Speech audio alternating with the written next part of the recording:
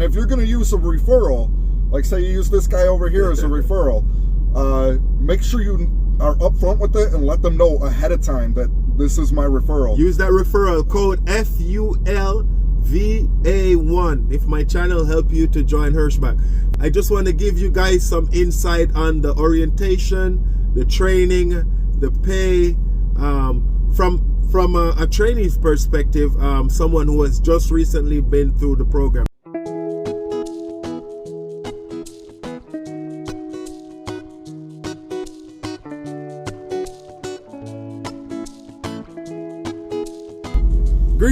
Greetings, hope you're doing great wherever you are, whenever you are watching this video. So today I am here with my co-driver, trainee, student, Christopher. You want to introduce yourself? I'm Chris. I've been driving commercially for 9 years, CDLB, just upgraded to a CDLA. Having a lot of fun with this guy over here. He knows what he's doing. Well, yeah, it's great to have you here at Hirschbach, man. I wanted to do a video to talk about the whole orientation process and training and stuff like that. What was orientation like for you? Well, I gotta say, I was part of a pretty interesting group, to say the least. My group was probably one of the worst groups they had as far as behavior-wise in the past couple of years since they started the program. I bet everybody might say that. You know. But for the most part, the trainers really know what they're doing. So when you get in with the trainers, you know, listen to them, and you're able to, you know, any of your maneuvers, any of your backing, the driving skills, take what they have to say, and eventually it'll start clicking. Right. For the most part, they get you the basics that you'll need to be able to pass the test. Right. So basically how orientation goes, if you go through the school, is you get 3 weeks of driving and doing maneuvers. Okay. So basically the first week is just introduction. You do some classroom work that gets you used to like the basic bookwork information that you kind of need to know. Okay. And then after usually 2 or 3 days of that you get out onto the range. Okay. And you'll start with straight backing. Okay. Because that's obviously your most important maneuver. Okay. If you could turn anything into a straight back, do it. Yep, yes sir. I always say, if you have room in front of you, use the room, do a straight back. Don't need to be fighting with a 45 or a 90. So, and then you get paid during training. You do get paid during training, minus your state and federal taxes. So whatever state you're from is the state they tax you on. They do not tax you Iowa taxes. They tax you wherever your residential is. So if you're in New York, you get taxed by New York's rate. If you're in Texas, you get taxed by Texas rate. Whatever state you are from is the state that you'll get taxed by. So, but you get meals? You get, all of your meals are provided. Right. Usually your breakfast will be at your hotel. It's usually, you know, continental style, you know. The hotel they put me at had a waffle machine, cereal, stuff like that. They often do eggs or pancakes or something. Okay. And then lunch is right at the school. They have a chef that prepares the meals every day. The food there is phenomenal. Chef is awesome. And then at night, it's usually catered. When I first started, we got food vouchers to where we go to the grocery store and go get our own food. Okay. But now it's catered by the Hy-Vee. Okay. So we got food, we got pay, so they take care of your lodging and they take care of your expenses to get to the orientation. Right. Let's talk about the training aspect a little bit of it, because a lot of people think it's like so hard, especially when you've never driven a truck before.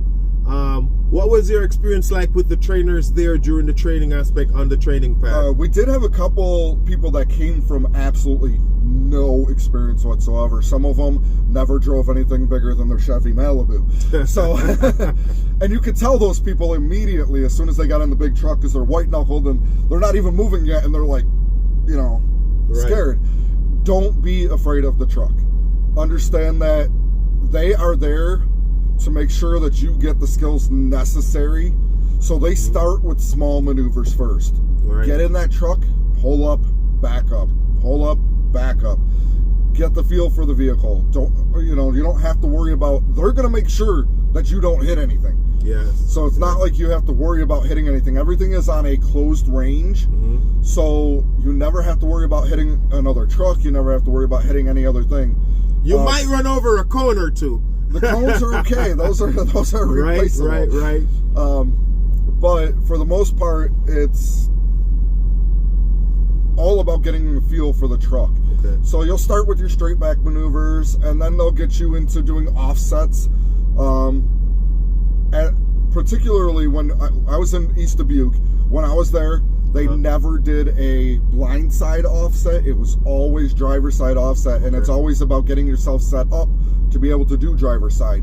If you want to avoid doing blind side maneuvers if you can, obviously there's times where it's impossible to avoid it, but 90% of the time you could probably turn it into a driver side maneuver. And then the maneuvers, a lot of people talk about it, but what people don't talk about is also the pre-trip aspect of it. So they'll give you a paper with the steps, the wording, the terminology that you need to use for your pre-trip. All you have to do is practice on that. Right. When you don't go over it in class too much. Right. So I would tell people, when you're by your hotel room, whenever you get a little time by yourself, you run over that paper, you practice, and you practice. One of the beautiful things is there are a couple of videos on YouTube that you can watch. But the best thing to do for yourself is almost every morning you start with your pre-trip before you ever get into the trucks. Right. So they'll tell you, okay, take 15 minutes, take half hour, go do your pre-trips. Feel free to video your own pre-trip as you're going through it. So that way you're able to, when you get back to the hotel room at the end of the night or whatever, you're like, oh crap, I missed this. Right. Or, don't be afraid to self-correct and learn from what you're doing. Exactly. Because the biggest thing is you want to have your pre-trip down as much as possible, because when you go to do your road test, it's actually broken down into 3 parts. You have your pre-trip. So you have a couple different possibilities with your pre-trip. You're always going to do your in-cab, and you're always going to do your coupling, uncoupling. Yes. After that, it is random spin, so to speak, of whether you get under the hood, whether you get the tractor, or whether you get the trailer, or the whole thing. The whole thing. Very rarely do you get the whole thing. It is a possibility, but you want to make sure you know everything, so that way when you get to the road test, if you have, they break them down to what's called Part A, Part B, and Part C. Part A is pretty much everything under the hood and your lights. Part B is everything basically from the front side of your driver's door all the way back. And then Part C is just your trailer. Right. So, and then let's just stick right there. Before you do the orientation, if someone is wondering what do they need for the application process, you're gonna need the biggest thing you absolutely have to have before you apply is go get your permit. CDL permit. Once you have your permit, it's a pretty smooth process. Then you also need a DOT physical. You got to take that. The DOT physical is a requirement.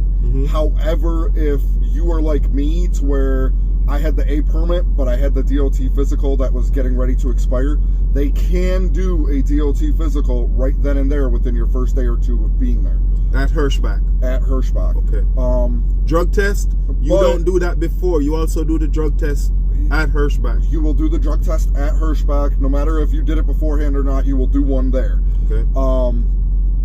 But the biggest thing about the DOT physical is you kind of need one in order to actually go get your permit. Yes. Because once you take the test, they're going to want to see proof that you have the DOT physical.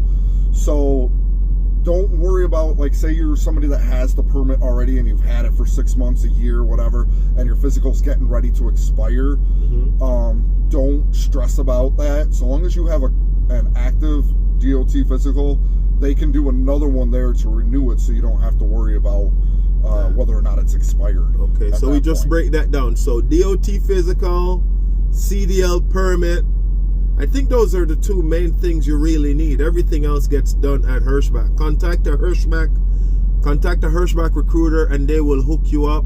They will send you an email. You fill out the application, you send that back to them, and they'll take care of it from there. They'll take care of your transportation. Whether you need to take a bus, whether they need to put you on a flight, they will fly you there. Right, and there is also the option to drive yourself there.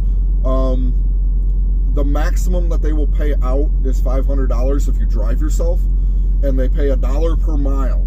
So if you're outside of that 500-mile range, it might be, depending on your situation, it might be better to drive yourself, it might be better to fly.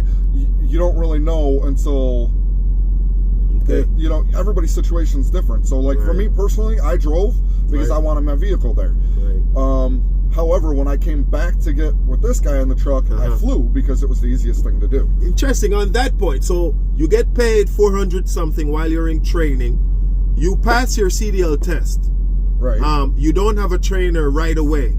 So you go back home and you get paid while you're home waiting for a trainer. To clarify that, so when you go home, they're expecting you to go the soonest available time back to your local DMV and upgrade your license. When you do that, make sure out of that money that they're paying you weekly, make sure you put some of that away so that way you can go home and immediately upgrade your license. After that, if you have any personal things going on, like a doctor's appointment or anything like that, they're going to tell you, let us know when you're available. You get paid from your availability date. So like say, just for numbers here, say they send you home on April 1st. Okay. You get home April 1st, you upgrade your license April 2nd. Okay. You have a doctor's appointment April 4th. Right. And you tell them, I'm available April 5th. Right. You will not get paid for the 2nd, 3rd, or 4th. You'll get paid from the April 5th. 5th going forward. Right, on forward. But if you're like me, it's where I got home, upgraded my license the same day that I got home, and then turned around and said, hey, I'm available. Send me on the road as soon as possible. You will not miss a single day. Nice. So even if you upgrade your license the next day, and say that again the next day, so say you go home April 1st, and you get your license upgraded the morning of April 2nd, and you contact them on April 2nd and say, hey, I'm available, send me out as soon as possible, you'll still get paid every single day. And when you get seated on the truck with a trainer now, you get a bonus right away. Right, you get a what's called a completion bonus. They will put that on your COM data card, and that is so you have money on the road immediately when you start training. And just, I don't want to make the video too long, but also, so that's the completion bonus. And then while you're on the trainer's truck, you get paid. You get paid more. So what you get paid for while you're on the truck and actually in the truck, you get paid $90 a day. Which, if you're doing 7 days a week, you're getting $630 a week minus your taxes, based on the state you're from. But your completion bonus, what that does is it's usually, if you get in the truck on a Thursday, you may see it Friday or you might see it Monday. It depends on how quickly they get it into the system. So don't expect it immediately as soon as you get into that truck. There is a slight delay, but that money will be there for you, so that way you have money on the road. I got a question. What did you like most about the whole orientation and training process? Could you tell these people, like, meeting new drivers, the trainers, did you get, because when I was there, I got that family feeling, kind of like, between everybody. It took a little while for my group to get to this point, but what I did actually enjoy is the fact that when you're training with a close-knit group, everybody starts cheering each other on and trying to help each other so that everybody passes. So I mean, that, like he was saying, that tight-knit family feel to it. You know, after the first few days, people loosen up a little bit, and then they might probably exchange numbers. You probably find a partner, somebody who you just cling with, and you guys could discuss pre-trip, discuss the backing, you know, stuff like that. And when you're in it, one of the things I always say is, whatever your recruiter tells you over the phone, make sure you get it in writing. Have them email it to you, whatever. Because recruiters are there to get you there. Right. So they make money off of everybody that gets there. So make sure you get whatever they promise you. Make sure you get it in writing. And another thing I always tell people too, to speed up the whole process, whenever you send in your application and stuff like that, just do a follow-up with the recruiter every step of the way, so that when you get to the orientation, everything that you need to be taken care of is already taken care of, and you have a smooth orientation process. Right. And if you're going to use a referral, like say you use this guy over here as a referral, make sure you are upfront with it and let them know ahead of time that this is my referral. Use that referral code FULVA1 if my channel help you to join Hirschbach. Thank you, Chris. We're 15 minutes in. I just want to give you guys some insight on the orientation, the training, the pay, from a trainee's perspective, someone who has just recently been through the program. So if you're looking into coming into Hirschbach, feel free to use me as a referral. And as always, thank you for your time, Chris. You didn't have to do this. And neither did you, but this is awesome. Yeah, it's awesome. Hope you're doing great wherever you are, whenever you are watching this video. Stay safe.